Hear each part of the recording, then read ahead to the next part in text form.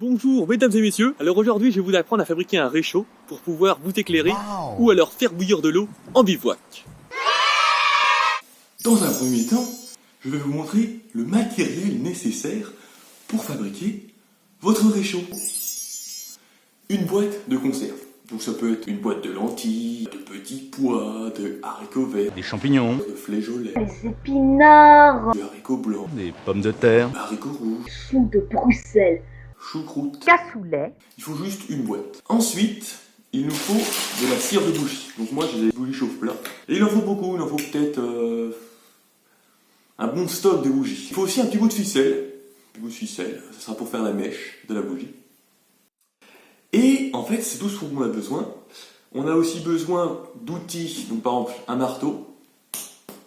Ça peut être très pratique. Une espèce de truc pointu, donc soit une vrille, comme ça. Et enfin, on a aussi besoin de quelque chose de coupant.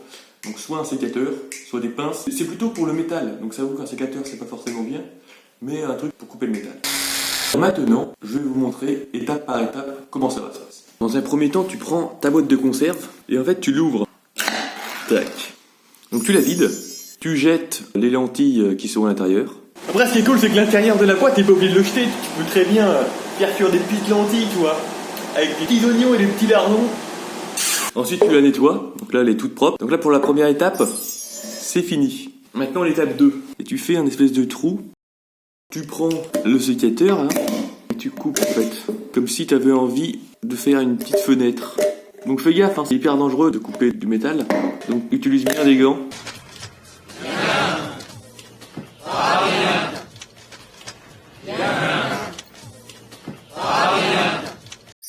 Ensuite on fait un deuxième ici, voilà comme ça, tac. Tu fais la même chose avec ton sécateur. Tu donnes un bon coup. Bim. Tu le mets à l'intérieur. Sinon tu vas te faire mal en fait après.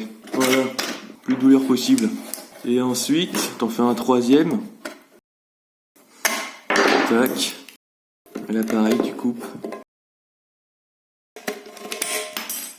Et voilà. Donc là c'est fini. Bravo. Donc pour l'étape 3, il faut une casserole. Et en fait, tu fais un bain-marie. Tu vois. Donc en gros, tu fais bouillir de l'eau. Donc ça va prendre un peu de temps, c'est normal. Tu peux rajouter du sel dans l'eau pour que ça boue plus vite. Mais pas obligé parce qu'il y en a qui disent que ça sert à rien. Donc pendant que l'eau bout, tu prends tes bougies et en fait t'enlèves tout ce qui n'est pas de la paraffine. Quand on a suffisamment pour remplir ta boîte de conserve, il faut que ça arrive à peu près en haut de la boîte. Maintenant ça y est, l'eau bout. Et là en fait tu mets ta boîte de conserve remplie de bougies dans l'eau. Et en fait t'attends que ça fonde. Donc je reviens quand ça a fondu.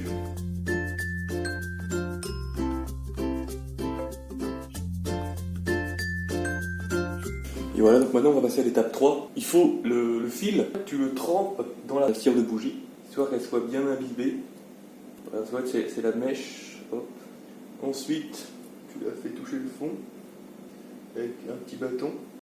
Donc tu la sors du feu. Et voilà, c'est fini. Tu vois, en fait là il y a les deux mèches qui trempent. Donc on va attendre que ça sèche. Et voilà, donc ça a un peu refroidi en surface. Donc maintenant, comme c'est refroidi, on peut enlever le bâton et découper le fil. Et voilà nos deux mèches. Voilà qui flottent.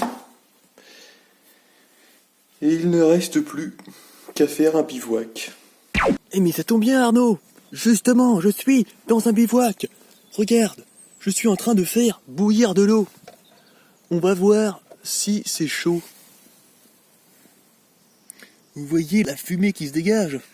Bon, par contre, ça bout pas, hein. Au moins, c'est chaud. C'est toujours bien de l'eau chaude si t'as envie de faire un couscous. Parce qu'en vrai, moi je pense qu'il faut pas avoir trop d'ambition, hein. D'accord, le couscous ça va marcher, mais le riz, à la limite si tu mets 3 mèches. Mais avec 2 comme ça, il va falloir l'optimiser, je pense. Mais pour une première version, j'en suis très heureux.